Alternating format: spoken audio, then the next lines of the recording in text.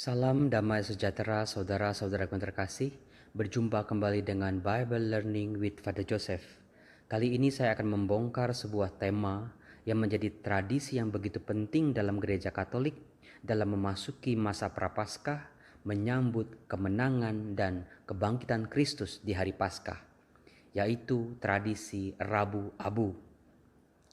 Di setiap hari Rabu Abu, biasanya orang Katolik datang ke gereja merayakan Ekaristi. Selain menerima komuni, setiap orang, dewasa, laki-laki, perempuan, ataupun anak-anak, biasanya menerima abu di atas dahinya atau ditaburkan di atas kepalanya sebagai simbol pertobatan, di mana Gereja Universal mengundang umat beriman untuk memperbaiki hidupnya, bertobat, memperbaiki pola doanya, memperbaiki relasinya dengan Allah dan sesama, dengan ungkapan-ungkapan yang konkret, misalnya dengan berpantang, berpuasa, dan beramal kasih. Nah, saudara-saudaraku yang terkasih, tidak banyak yang tahu bahwa tradisi menaburkan abu atau menandai dahi kita dengan abu adalah sebuah tradisi kuno orang Israel. Bisa kita temukan kisah-kisahnya dalam Perjanjian Lama. Ada beberapa kitab yang mengungkap tindakan-tindakan seorang tokoh yang menaburkan abu di atas kepala atau duduk di dalam abu atau mengenakan abu.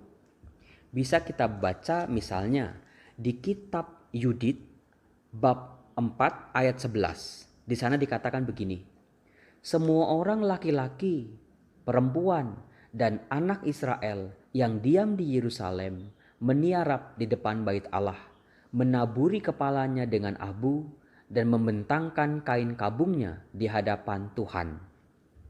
Juga kita temukan dalam bab yang sama, bab 4 ayat 15 dari kitab Yudit, abu tertabur di atas serban mereka.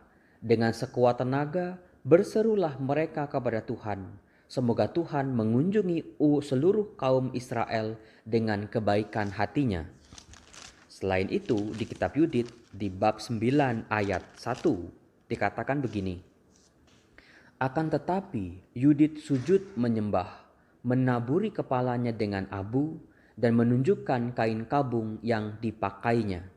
Tepat pada saat itu dipersembahkan dalam bait Allah di Yerusalem korban bakaran petang hari. Jadi dalam kitab Yudit, menaburkan abu di atas kepala adalah sebuah simbol kehancuran diri, simbol pertobatan, sekaligus sebuah permohonan supaya Allah berbelas kasih, supaya Allah memperhatikan nasib umatnya. Ternyata selain tindakan menaburkan abu dalam kitab Yudit, kita juga bisa membaca misalnya di kitab Yunus. Anda semua pasti tahu ketika Allah menyampaikan sebuah nubuat penghukuman kepada orang-orang Niniwe, orang-orang Asyur itu,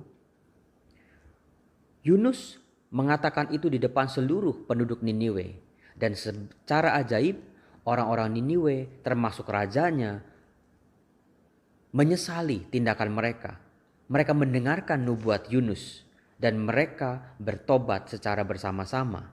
Dikatakan dalam kitab Yunus bahwa rajanya dan seluruh penduduknya berpuasa, menggunakan kain kabung dan duduk di atas abu. Hal yang sama juga kita temukan dalam misalnya dalam 2 Samuel 13 ayat 19. 2 Samuel bab 13 ayat 19. Di situ Tamar, salah satu anak Daud, diceritakan begini. Lalu Tamar menaruh abu di atas kepalanya, menggoyahkan baju kurungnya yang maha indah yang dipakainya, meletakkan tangannya di atas kepalanya, dan pergilah ia sambil meratap dengan nyaring.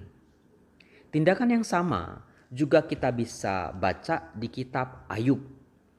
Ayub bab 2 ayat 8. Setelah dia menerima siksaan, dia menerima penderitaan yang bertubi-tubi, dikatakan Ayub duduk di tengah-tengah abu sambil menggaruk-garuk badannya dengan beling.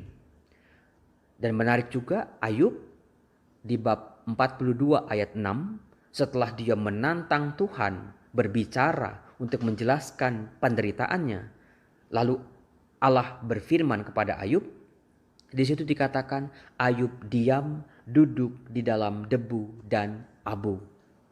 Tindakan yang sama juga muncul di beberapa kitab lain, misalnya di kitab Ratapan bab 2 ayat 10, di kitab Yehezkiel bab 27 ayat 30, dan juga di kitab Daniel bab 9 ayat 3. Dalam kitab-kitab tadi dikatakan orang-orang menabur abu di atas kepala mereka. Dan juga yang menarik juga kita temukan dalam kitab Ester bab 4 ayat 1. Di situ dikatakan Mordekai, salah seorang pemimpin orang-orang Yahudi waktu itu, dia dikatakan dia mengoyakkan pakaiannya lalu memakai kain kabung dan abu. Kurang lebih sama, meletakkan abu di atas kepala atau mengenakan abu di seluruh tubuh adalah sebuah tindakan dari orang Israel sebagai ungkapan pertobatan, ungkapan kesedihan, ungkapan hidup yang merana, yang memohon belas kasihan Tuhan. Sekarang yang menjadi pertanyaan kita adalah, mengapa abu? Mengapa bukan benda yang lain?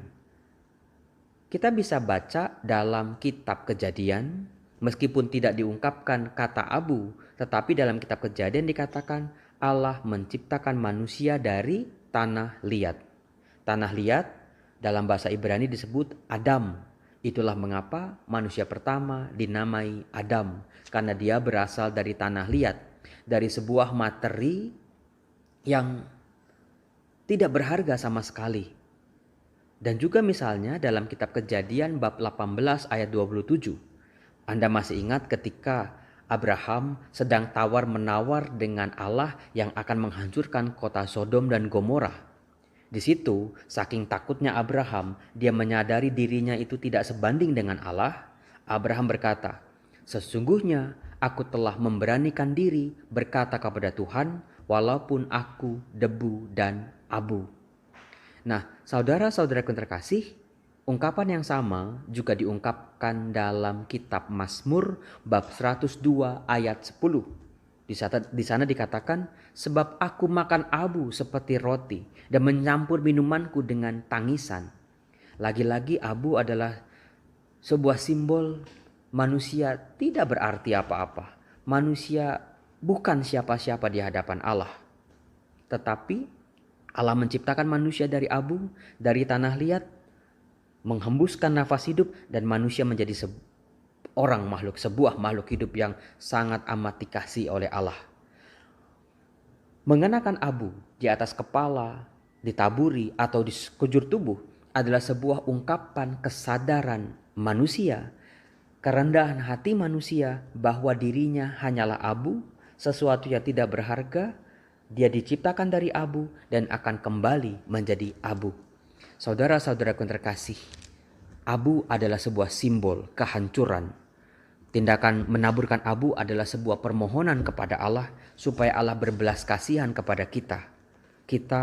Salah satu dimensi dari pertobatan adalah masuk dalam kerendahan hati, kesadaran diri kita bahwa kita bukanlah siapa-siapa. Kita tidak berharga, tapi kita dikasihi oleh Allah. Salah satu dimensi penting dalam pertobatan juga diungkapkan dalam kitab Yoel yang menjadi bacaan pertama setiap hari Rabu Abu. Di sana dikatakan Yoel bab 2 ayat 12.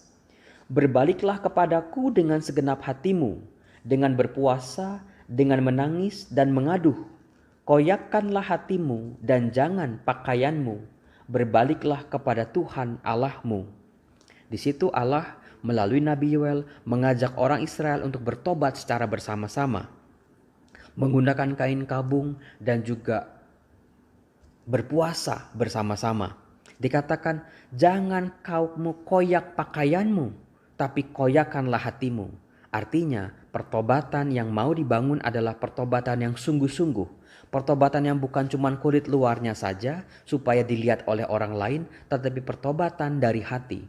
Berpantang dari hati, berpuasa dari hati, merasakan menjalani sebuah semangat kerendahan hati yang muncul dari dalam, bukan untuk dilihat orang. Dikatakan, lanjutannya adalah, sebab ia pengasih dan penyayang, panjang sabar dan berlimpah kasih setia. Ia menyesal karena hukumannya.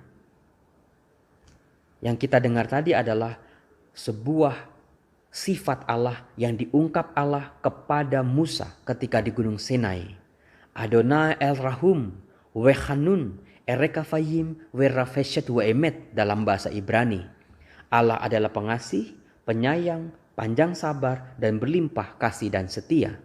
Jadi dimensi pertobatan adalah bukan supaya kita irit makan ini dan itu. Bukan supaya kita nggak jajan. Bukan hanya itu saja. Itu baik, silahkan. Tapi jangan berhenti sampai di situ saja. Pertobatan harus bermuara, berujung pada kita mengenali kasih Allah. Kita hidup di dalam kasih Allah. Kita masuk dalam kasih yang seperti itu. Sebab dia adalah pengasih, penyayang, panjang sabar, dan berlimpah kasih dan setia. Saudara-saudara yang terkasih, dalam menjalani ibadat kita, dalam menjalani puasa kita, doa kita, amal kasih kita, Tuhan Yesus mengatakan jangan menjadi orang munafik. Yang menarik adalah kata munafik dalam bahasa Yunani adalah hipokrit. Kata hipokrit ini biasanya disematkan untuk para pemain-pemain teater, para pemain-pemain drama. Mereka disebut hipokrit karena apa? Mereka bisa bersandiwara. Mereka bisa menampilkan sesuatu yang berbeda di atas panggung, yang berbeda dengan apa yang aslinya mereka. Mereka sedih luar biasa, tapi di atas panggung mereka bisa tertawa-tawa. Itu dalam bahasa Yunani disebut hipokrit. Nah dari situ Tuhan Yesus mengajak kepada kita berpuasalah dengan sungguh-sungguh secara tersembunyi supaya hanya kita dan Allah kita di surga yang tahu. Dan dengan demikian Bapa kita di surga akan membalas apa yang tersembunyi itu. Salam hikmat, selamat memasuki masa pantang puasa, Prapaskah Retret Agung Gereja Katolik selama 40 hari. Mengalami pertobatan sejati, mengalami, mengenal dan hidup dalam kasih Allah. Tuhan Yesus memberkati saudara.